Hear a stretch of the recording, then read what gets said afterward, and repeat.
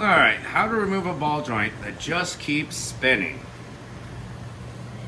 A lot of times there will be some sort of hex head on the bottom stud. This one does not have one. You can put, if it does have a hex, you can put whatever size it is, 10 millimeter usually, right there, a socket or whatever, and then put your wrench right there to get it to stop spinning on you. This one, I've put vice grips on, and that did the trick. And I also applied heat to that nut with my torch set. Helps out a lot, especially if there's a nylon locker in there. This one does not have a nylon locker. Hopefully you can fit vice grips in there. If not, this one did have enough room to put a metal cutoff disc in.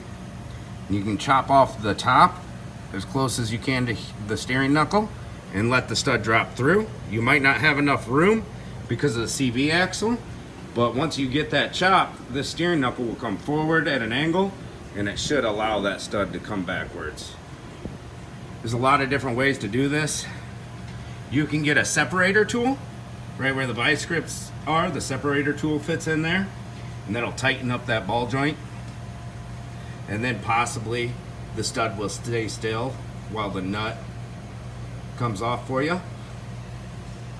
The first thing I always try is take yourself a long pry bar, find a good spot and press down as hard as you can, downwards, to jam that ball joint stud into the steering knuckle. Press it in there.